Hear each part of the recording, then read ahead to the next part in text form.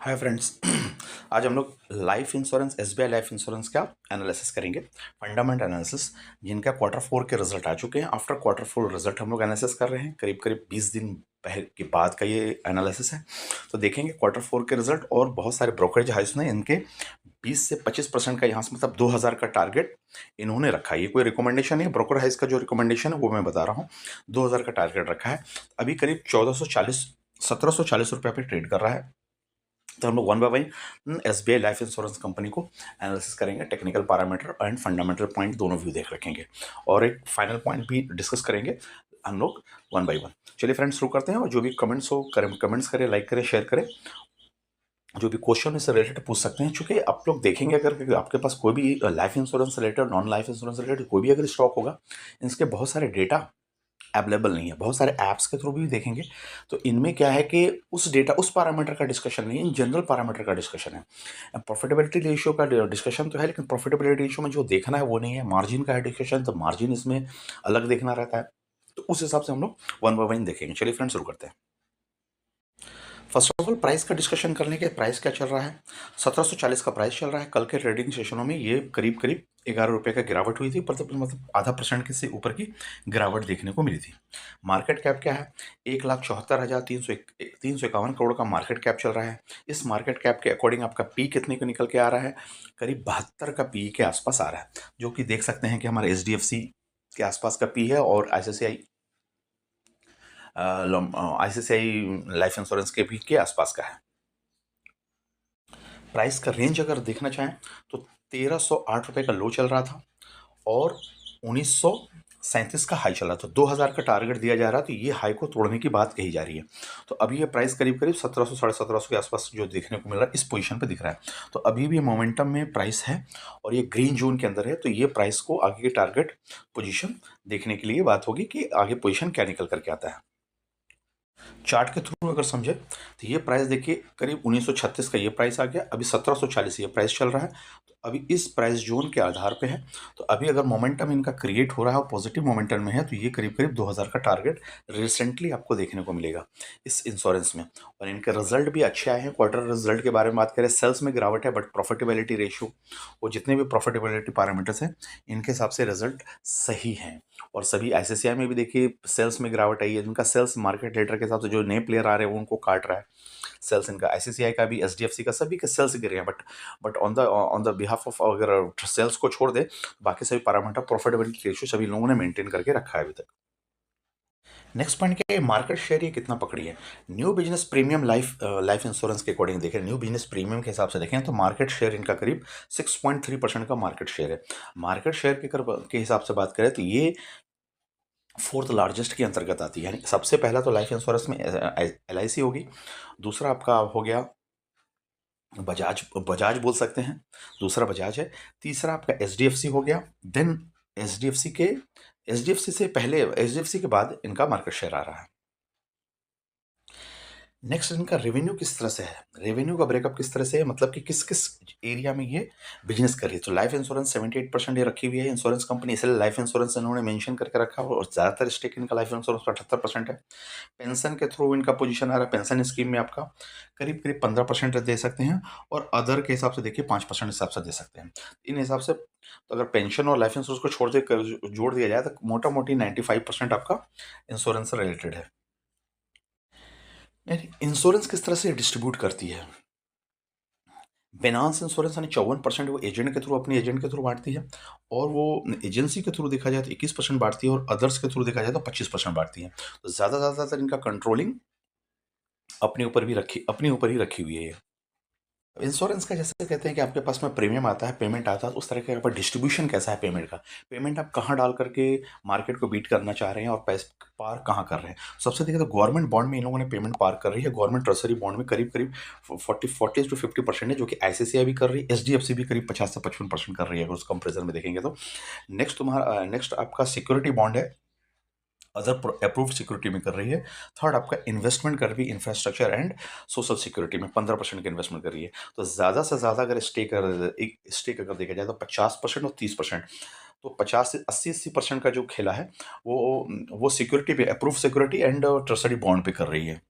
यानी fix investment इनका आते रहना चाहिए, वॉलेटाइल ज़्यादा स्टेबल रहेगा position. Next valuation parameter embedded value. Embedded value क्या है और प्राइस टू इम्वेडेड वैल्यू हम लोग निकालते हैं। तो करीब करीब 70,000 करोड़ का इनका इमीडिएट वैल्यू आ रहा है। अगर अगर इसके मार्केट कैप से इस हिसाब से डिवाइड करें तो करीब करीब आपका लेके 2.2 17 1,70,000 का है।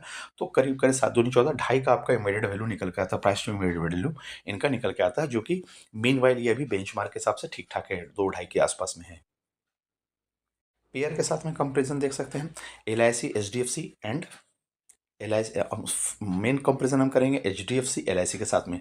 तो प्राइस के हिसाब से देखिए 1740 का प्राइस चल रहा है, HDFC का 335 का प्राइस चल रहा है और LIC का देखेंगे 826 का प्राइस चल रहा है राइट नो। पी के हिसाब से देखिएगा तो HDFC से main back to back comparison होता है और 87 का HDFC को चल रहा है, और पी के हिसाब से देखेंगे तो SBI का 72 का पी चल रहा है। LIC का देखेंगे तो 11 का पी, LIC हमेशा पी में कम दिख रही है। नेक्स्ट मार्केट कैप के अकॉर्डिंग देखें 1,75,000 का मार्केट कैप है, HDFC का 1,58,000 का मार्केट कैप है और LIC का देखेंगे तो 5,15,000 का मार्केट कैप है। नेक्स्ट अगर बात करें प्रमोटर होल्डिंग की तो 55% LIC के पास है, SBI का प्रमोटर होल्डिंग SBI लाइफ का 55% है, HDFC का देखेंगे 50% है और LIC का 96% है approximate. Sales growth year year बात करें SBI की माइनस में सेल्स ग्रोथ दिख रहा है 5% और HDFC का 16% का सेल ग्रोथ पॉजिटिव है एंड LIC का देखा जाए तो इसमें भी 8% का नेगेटिव सेल्स ग्रोथ है। नेक्स्ट ROCE की बात करें 14% का SBI दे रही है और HDFC 10% का दे रही है और LIC करीब 63 का ROCE दे रही है। एंड ROE की और रिटर्न ऑन इक्विटी की बात करें तो SBI लाइफ 13% का रिटर्न ऑन इक्विटी निकाल रही है और जबकि आपका HDFC 11 का निकाल रही है और LIC क्या निकाल रही है 63 का रिटर्न ऑन इक्विटी निकाल रही है। तो ये मोटा मोटी कंपेरिजन आपका। नेक्स्ट पॉइंट हम लोग देख सकते हैं कि मोतीलाल ओसवाल ने इनके 2000 के टारगेट दिए हैं। तो 2000 के टारगेट के ऊपर हम लोग इस बात पे आएंगे, क्योंकि अभी करीब 20 से 25% का ग्रोथ दिख रहा है। तो इनके हिसाब से किस हिसाब से टारगेट आ रहा है, की पैरामीटर्स हम लोग एनालिसिस करेंगे। देख सकते हैं कि नेट प्रीमियम जो है, नेट प्रीमियम भी 840 का आ रहा है, जिनके हिसाब से ये फोरकास्ट कर रहे हैं करीब 1000 के आसपास 984 का नेट प्रीमियम चला जाएगा और 2027 का एक्सपेक्टेड है 1137 का। तो हमारा एक्सपेक्टेशन नहीं जाना है, हमको इस पैरामीटर से देखना है कि कौन कौन से पैरामीटर को हम लोग हाईलाइट कर रहे हैं 2025 के फाइनेंशियल ईयर के हिसाब से।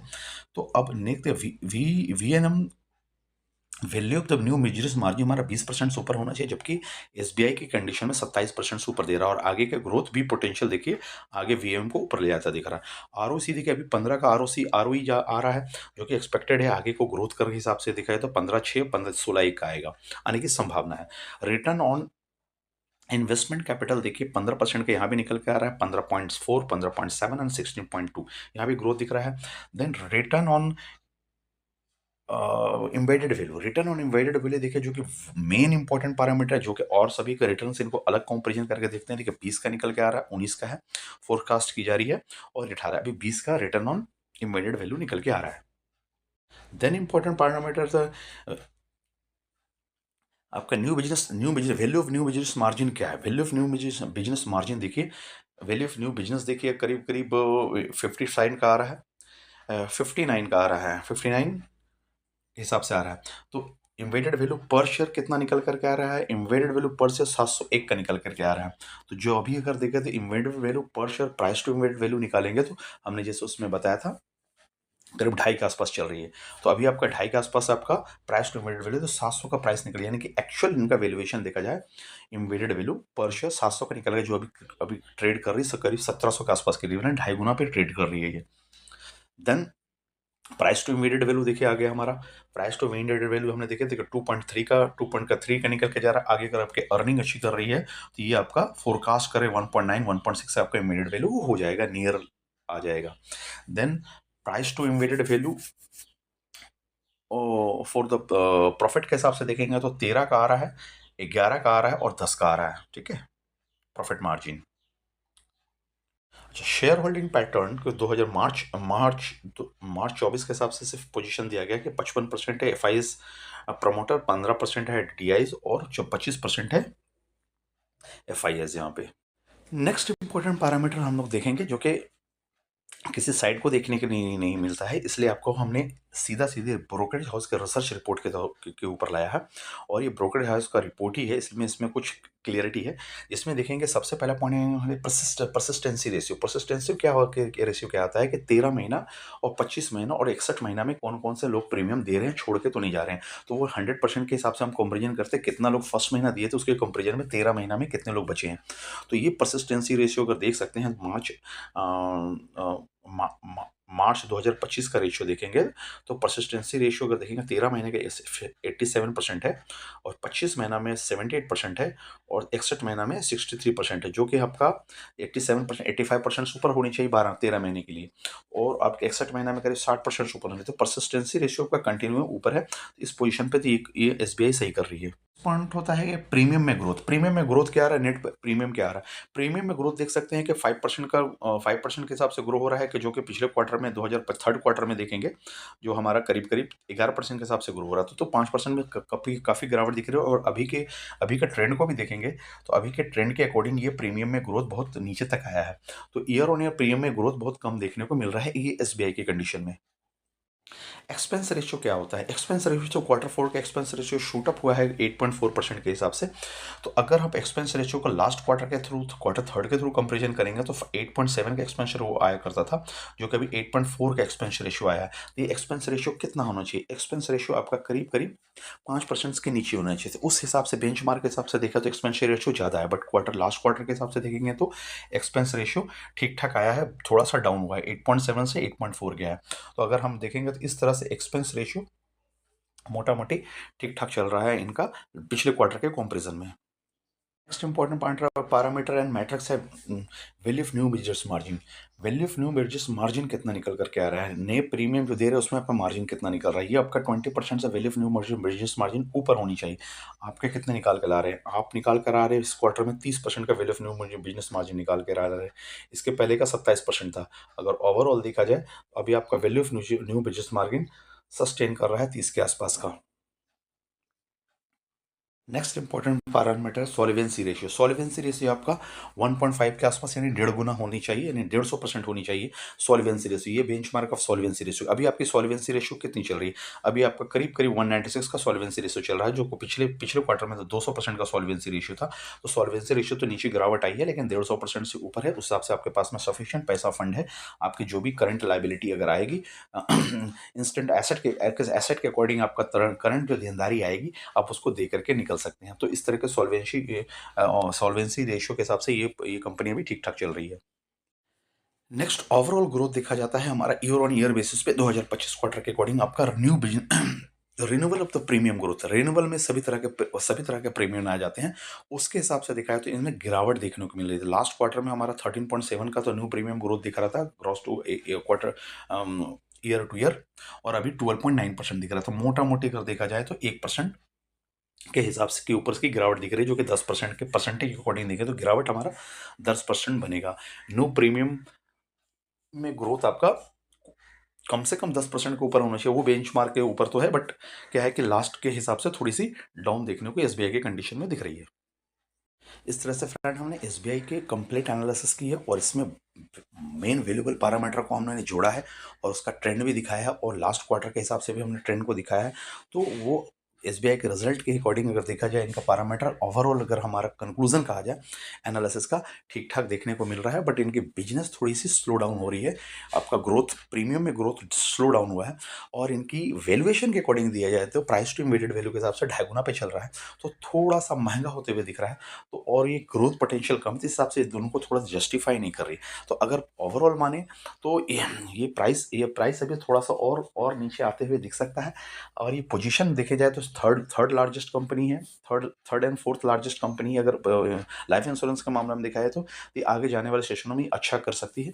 तो इस हिसाब से उसका नज़र बनाए रख सकते हैं। इस पर का कोई रिकमेंडेशन नहीं है। आपको टेक्निकल और फंडामेंटल के पॉइंट से कुछ भी अगर एसबीआई लाइफ इंश्योरेंस के अकॉर्डिंग पूछना है तो कमेंट्स में लिख सकते हैं और इसका हम कंप्लीट वीडियो एक और भी बनाना चाहेंगे। तो ये अभी 5 to 10 मिनट्स का एनालिसिस होता है। इसमें आपका complete in the all respect में आपको कौन देखिए कवर करना मुश्किल होता है, इसलिए जितने पॉइंट्स इसमें कवर हो पा रहे हैं हमने इसमें डाला है। और इसकी कंप्लीट एनालिसिस चाहिए तो कमेंट्स में आप लिख सकते हैं और कोई भी क्वेश्चन हो इससे रिलेटेड पूछ सकते हैं।